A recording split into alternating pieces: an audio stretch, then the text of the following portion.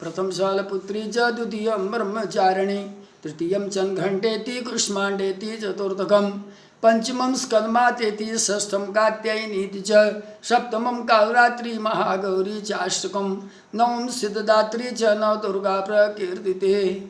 मित्रों, मैं रामोद पांडे आज कुमारी वैष्णवी चैनल से आप लोगों के समक्ष नवरात्रि के तीसरे दिन माँ दुर्गा अपनी तीसरी शक्ति को प्रबल रूप से प्रदान करती हैं और ये चंद्र घंटा माता का आज के दिन पूजन अर्चन होता है।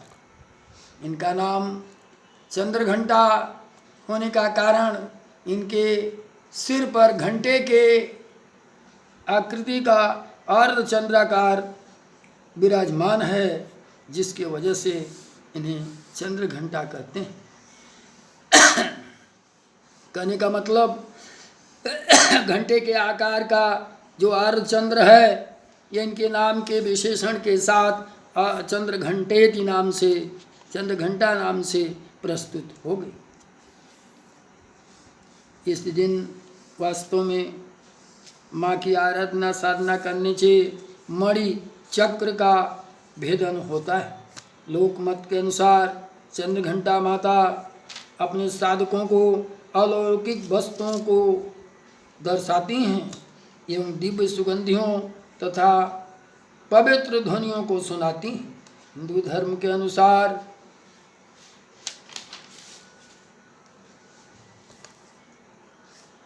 नौ की संख्या अत्यंत ही पवित्र मानी जाती है। पवित्र ही नहीं, परम शक्तिशाली भी मानी जाती है। नौ की संख्या के आगे जितना नौ आप लिखते जाइए, उसका महत्व एवं मूल्यांकन उतना ही अधिक बढ़ता जाता है। अब मैं आप लोगों को एक चीज़ बताऊंगा कि ये नौ की संख्या क्यों इतनी पवित्र मानी जाती है। नौ दुर्गा, नवरात्रि, नवग्रह, नवनिधि आदि आदि तमाम आपके इस हिंदू धर्म में प्रचलित, जिसकी वजह से नौ की संख्या परम पवित्र एवं शक्तिशाली मानी जाती।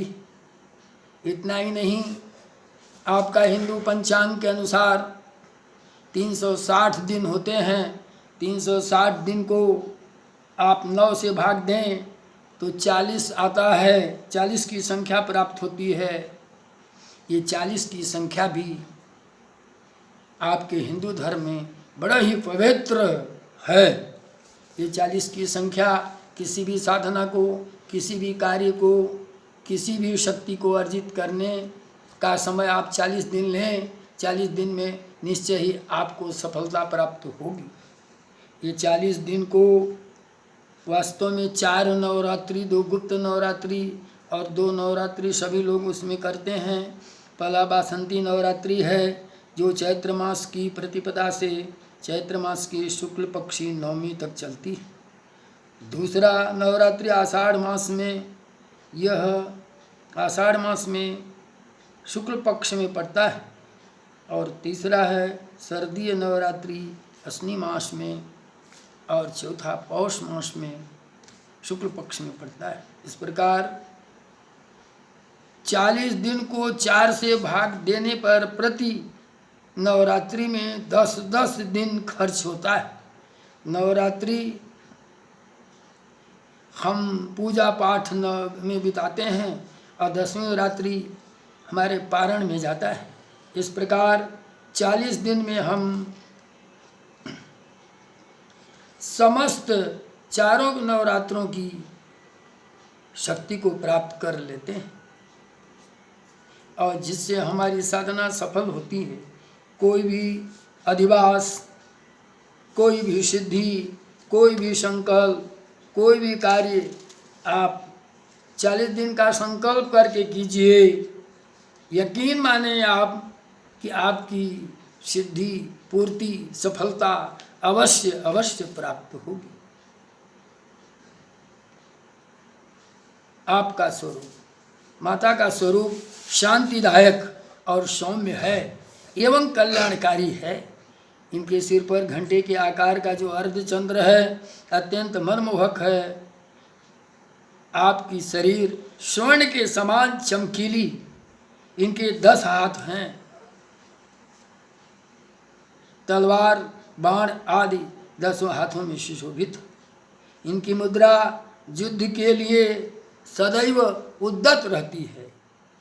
इनकी कृपा आराधना शीघ्रवत फलदायी होती है। साधकों की समस्त पाप एवं बाधाएं विनष्ट हो जाती हैं। आपका साधना अत्यंत फलदायी है। सिंह की तरह से आपका साधक पराक्रमी और निर्भय हो जाता है। इनकी घंटे की ध्वनि भक्तों के प्रेत बाधा से रक्षा करती है। इनका ध्यान करते ही शरणागत की रक्षा के लिए इस घंटे की ध्वनि निनादित हो जाती है। साधक के शरीर में दिव्य प्रकाश युक्त परमाणुओं का विकिरण होने लगता है। साधना कैसे हम इनकी साधना करें, इसे हम स्पष्ट करना चाहेंगे। सर्वप्रथम मनुष्य को, साधक को अपने को पवित्र एवं परिशोधित कर लेना चाहिए। इतना ही नहीं, तन से, मन से, वचन से, क्रम से अपने को पूर्ण पवित्र मान लेना चाहिए। इसके बाद मन चित्त को एकाग्र चित्त करके माँ का ध्यान करना चाहिए और इस ध्यान में जप तप करना चाहिए। सच्चे संत की संगति ही साधक को सफल कर सकती है। कहने का मतलब किसी भी साधक के लिए एक साधना का गुरु अवश्य होना चाहिए। वो एक सच्चा गुरु, सच्चा संत हो, सच्चा साधक हो जो माँ की साधना कर चुका हो। अब आप उपासना कैसे माँ की करेंगे? माँ की उपासना के एक मंत्र है, या देवी सर्वभूतेषु माँ चंद्र घंटा रूपेण संस्थिता नमस्तस्यै नमस्तस्यै नमस्तस्यै नमो नमः। माँ के इस मंत्र का जाप करें चंद्र घंटा के रूप में। इसका अर्थ है माँ चंद्र घंटा के रूप में सर्वत्र विराजमान एवं प्रसिद्ध हैं। हे माता, आप समस्त प्राणियों में स्थित होकर के हम लोगों का ज्ञान वर्धन करें, हम लोगों की शक्ति वर्धन करें, हम लोगों की समस्त आवश्यकताओं की पूर्ति करें। हे माँ, मैं आपको पुनः पुनरपि सतत प्रणाम करता हूँ। जय माँ जगदम्बे, जय माँ चंद्र घंटा।